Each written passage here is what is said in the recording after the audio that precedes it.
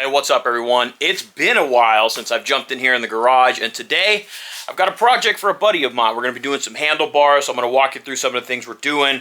Let me show you the bars that we're going to be changing out.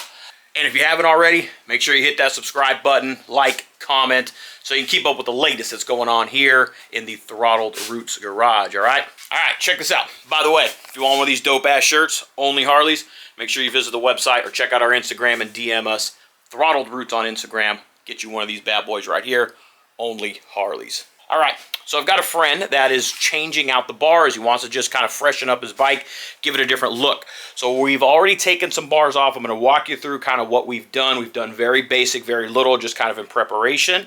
And today we're going to be wiring these things, but there's a couple of things that we have to do before we get to that. Let me show you what's going on here, okay? All right, so as you can see, we have already removed the old set of bars. This is what he's had on the bike, so he's going to go a little bit different style. And he wants to go with a T-bar kind of look. So we're going to be putting these risers on here. Okay? And then he's got these bars right here that he wants to set on there. Now, we're going to have to do a little bit of work with these bars. They are not slotted for internal wiring. You can see they're dimpled here, and we don't have anything here for us to come out. So we're going to have to do a little cutting, so I'm going to walk you along. So we're going to cut these, get these opened up first. All right, so the first thing we're going to do for these is we're going to just mark them up here a little bit. What we're going to do here is we are going to cut this slot open here, about half of it, so that the wires go through. And then we're going to open it up right here in the middle, a little slot here, so the wires can come out and head down as risers. You can buy bars, obviously, that are already done. These he had already, so we're just going to make do and just cut a couple of holes real quick and make it work. I'm going to give myself a little starting point right here, and I'm going to drill a hole right there in the middle. So we're going to start with a small hole here with the drill, and then we're going to work our way out to open up that hole. So we got one started. We're just going to kind of keep opening it up, but you can see what we did here. We're just going to drill a hole so that we have our wires coming through here. So I'm just going to gradually go bigger and bigger. This is about the size of the hole that is currently on his current bars. This is as wide and as big as I'll go. I drill the hole. Next thing we're going to do is kind of just slot this out here. I'm going to use my Dremel with a small cutoff wheel. All right, completed. Now, not as pristine and perfect as they should be, but there's the hole for the ones in the middle, and then here are the others. I didn't go nuts on these just because, you know, you're not going to see them. As long as I didn't have any like major sharp edges on them, I went around them and grounded them out with my Dremel. And so I just had to get a little crude with this, to be honest. I had to use drill bit, Dremel. I didn't have the exact tools needed for it, but got it done enough to where I can fish these wires through here now. So let's move on to the next step. All right, next phase in this is de-pinning your wire loop. Now what we do right here for these is we label. There's 8 wires that went in this one. So we label it white, purple, yellow, black, black, red, black, orange, white, yellow, blue, and white. So we know exactly where they go, and this is the orientation that I'll be holding this clip to put them back in. In order to de-pin these Deutsch connectors though, a lot of people have seen where they just cut them.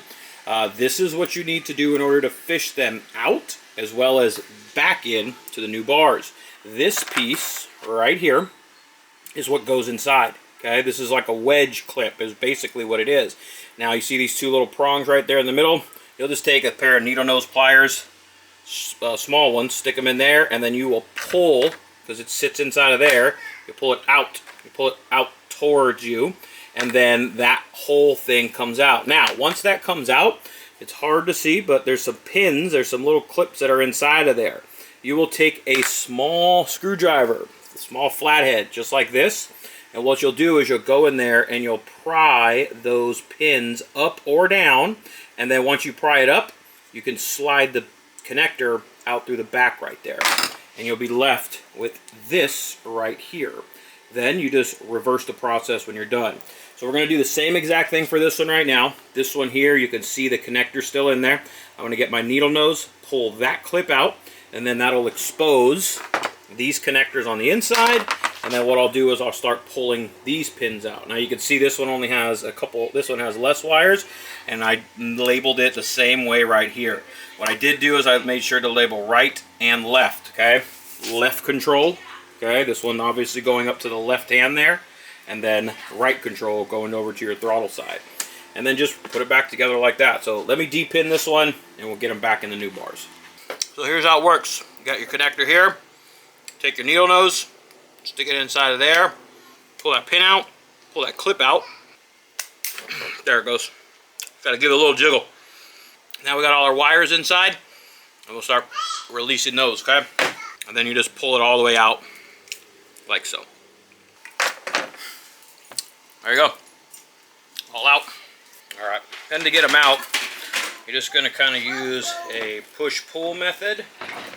Push on the bottom, pull on the top. There it goes. There they are. Out. One side done.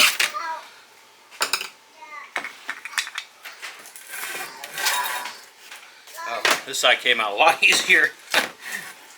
There it is. All right. Make sure that you put the correct side on the correct side. So left goes over here on the left side, because I have done it where I realized I put them on the wrong side. Then I had to do it all over again. So make sure you have your orientation correct. First thing we're going to do right now is we're just going to fish the hand controls through the bars. Then we're going to get the bars connected to the risers, and then we will put the wire down inside of here, then reconnect the connectors. Make it all one unit.